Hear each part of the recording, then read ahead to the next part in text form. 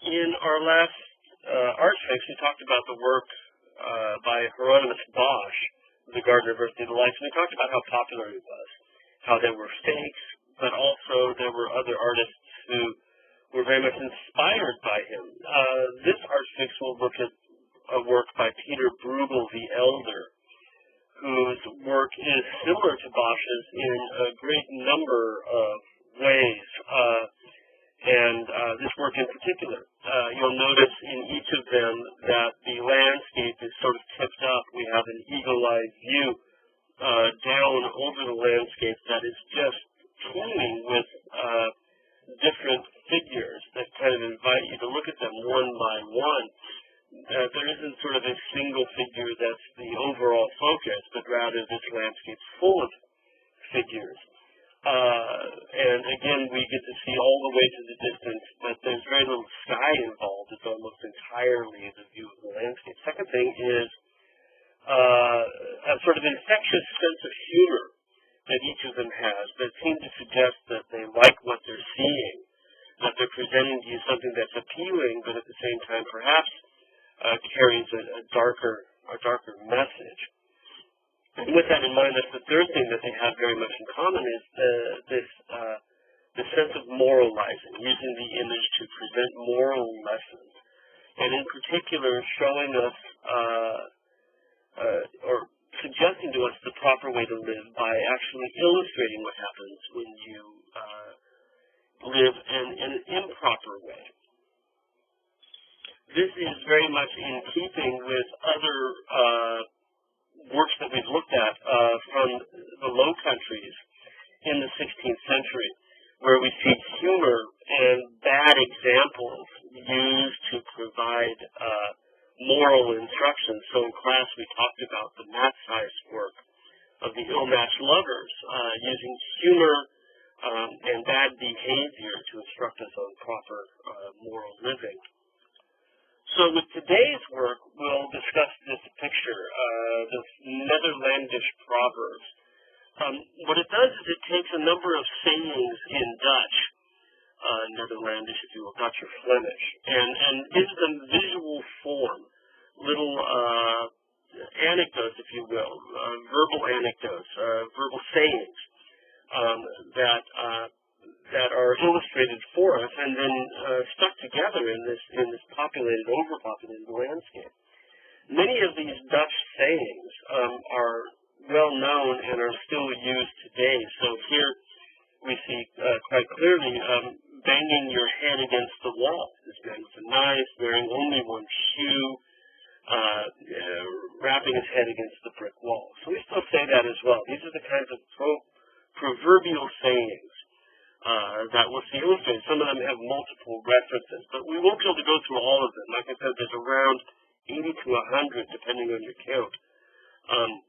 But we will look at these because they are quite funny as well, I think. So in addition to the man banging his head against the wall, we also have in the upper corner here a man putting a bell on a cat, tying a bell to a cat. You can just imagine what happens when you do that. And the proverb is basically, or it's a way of saying, this is a bad or a dangerous plan. Doing that would be like tying a bell to a cat. In the lower right corner here, we have two men seated there. One shears a sheep and the other shears a pig. You can obviously get quite a bit of hair off of a sheep, but very little off of a pig. So this is a proverb about one person having all of the advantages and the other one having nothing but disadvantages.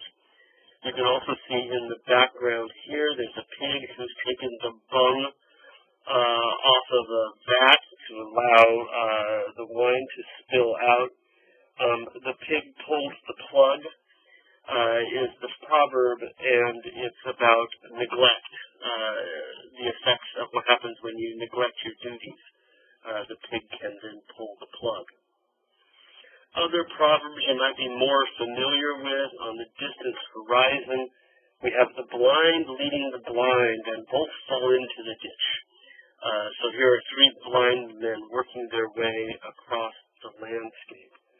Other ones you might be less familiar with, for example, are right here. A man sitting around watching these geese. The Dutch saying, the Netherlandish proverb is, let the geese be the geese. In other words, leave things be. Let them go. You know, don't bother to try to change what's natural. Over here on the far left side, we have a man dragging a block. This is a euphemism. To drag the block is someone who is dragging the block is someone who's been deceived by their lovers. Directly behind him here, we have a woman running away from dogs. Fear makes the old woman run is the saying. You know, when things happen that we don't expect, then we all of a sudden find the power to do things that we didn't know that we had. So the old woman running away from the dogs suggests that she can actually run where she would never even think about it otherwise. Other ones that get a little bit more scatological, they're kind of rank and nasty. And we will be swearing a little bit in this because that's exactly what the Proverbs are all about. Here, horse droppings or horse shit should not be confused with figs. In other words, don't be deceived by appearances. Horse dropping may look like a fig, but obviously it's very, very different. And finally, in the background here, you see a man taking a shit on the gallows. That's exactly how the proverb goes. They're very ruddy people, the Flemish were. But to take a crap on the gallows is to not be concerned about penalties, to not worry about the future, to be sort of lighthearted about things where maybe you should be a bit more serious. If we look over to the right-hand side, we see a man grabbing an eel by the tail. We use this same saying. We talk about grabbing a tiger by the tail or grabbing a snake by the tail. Both of them mean that you're kind of in over your head. You've taken on a project that maybe is ill-advised. We have behind him a man swimming against the tide. Again, that's a fairly well-known euphemism or proverb. Don't swim against the tide. You can't fight nature. A little bit less familiar might be this little vignette here, where we see a man cutting belts from a big slot of leather. You can see the buckles on the ends of the belts. And the proverb in Dutch is that the thickest belts are cut from someone else's leather, which is a way of saying that we're a lot more willing to spend other people's money than we are to spend our own. Finally, our last detail from this work, you'll notice you see at the bottom of this detail here, the big fish eating the little fish. In a world of corporate grab-up, this is a fairly obvious metaphor, but was one back in the 16th century as well. We also see directly behind the fish a man throwing money into the water. This is, in fact, a proverb about waste. Don't throw your money into water. And again, getting back to our somewhat scatological references, we see just next to him here two people with their bums hung out this window, both shitting through the same hole, which is a euphemism for being in utter and complete agreement. Moving over to the left, we see another scatological reference, a man leaning out a window to take a shit on the world. This is basically to detest everything. You'll also notice he's playing cards, and there's a secondary reference here that, again, the Dutch saying that the fools get dealt the best cards, and that may well be wrapped up in this. To symbolize the world, what Bruegel has done is use this orb with a cross on it. That is a fairly common symbol for the world, and we see it in all sorts of images in the Middle Ages and Renaissance. Here's a 15th century German print from the National Gallery where we see Christ holding that orb, and in fact it appears 2 or 3 more times in the Flemish proverb, this idea of the world. And here it's upside down. And that is, in fact, a key to the entire image, that this is indeed the world upside down. This is people behaving poorly. Right? In addition to this, we have behind them, behind our fool, taking a dump on the world, we see people grabbing each other by the nose. To lead each other around by the nose is for two people to fool each other. And then at the very top, you see a guy with his hand on his face. And again, the proverbial saying is to look through one's hand is to turn a blind eye to things, to ignore the facts in front of us. Elsewhere on this house, we see a couple smooching, seen through the window under the roof. And again, there's a proverb that relates to this, that making love under the roof is shameful, but it sure is convenient. So that's the case here. The broom coming out the window, to stick out the broom is a way of having fun while the master is away, so it certainly relates to this canoodling couple that's seen through the window. All of those pies on the roof, again, a euphemism to have your roof tiled with tarts is to have extreme wealth. You don't tile it with tiles, you just tile it with tarts.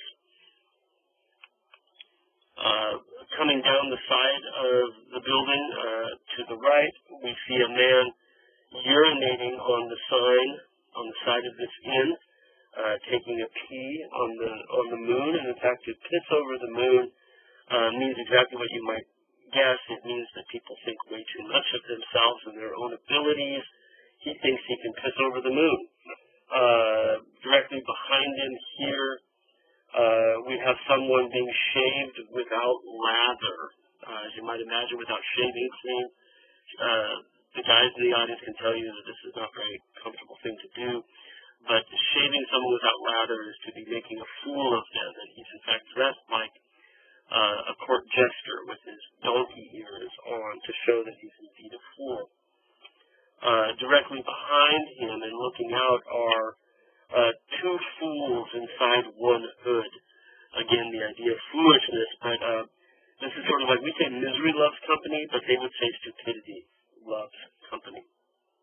So as you can see, this painting contains really a wealth of details, all of which are meant to make you slightly smile, recognize things, and understand that what we're looking at is the effects of improper living, and that proper living will in fact avoid some of these stupid acts that we see again and again and again. Bruegel, in addition to painting, Peter Bruegel also worked for a publishing house, and he gave them drawings that were then translated into various etchings and woodcuts for broader distribution. And many of these were the same sorts of allegories that we see in the Netherlandish proverbs, such as here, the big fish eating the little fish, and you can see the man cutting open the big fish with a very Bosch-like knife, and the little fish spilling out. There's a man in the foreground here with his son. He's saying, look over there, Eke, look at what you see there. And again, in sort of microcosm, there's a man who cuts open a fish here in the foreground. And you can see, as we look even further, that there's all these sort of Bosch-like details, flying fish up above, a fish with feet in the background. There's our flying fish up above. These are elements that Bruegel got from having looked at either Bosch's own works or copies after them, and really channeling some of his ideas here some 50 years after Bosch had died. Another of these prints after Bruegel's drawings shows a peasant, a drunken peasant, being pushed into a pigsty. This is again a Netherlandish proverb, another euphemism. Drunken pigs will eventually be pushed into the sty. And at the bottom it even says that if Varken moet in het vat, the pig must go into the sty. And you can see the other pigs are already there, so when you become drunk, this is what happens to you. Finally, the Battle of Moneybags and Strong Boxes, another drawing by Bruegel that was translated into print, with even a couple of different inscriptions down below. both in Latin and in Flemish, talking about the fact that this is all about a fight over money. And the inscription says, it's all about the gold and the goods, this fighting and quarreling. Even if someone tells you otherwise, don't believe it. In other words, every conflict in the world that we know about is really about money in the long run. Right? So all of these works by Bruegel really invite scrutiny and are really intended to be looked at again and again and again, and meant not to be understood in a single sitting, but rather to be enjoyed on repeated viewings, whether they're in print form or painting. And it points to something that we see going back to Bosch, which is this idea of showing stupid people doing stupid things, intended as moral allegories, a very, very strong tradition in 16th century painting.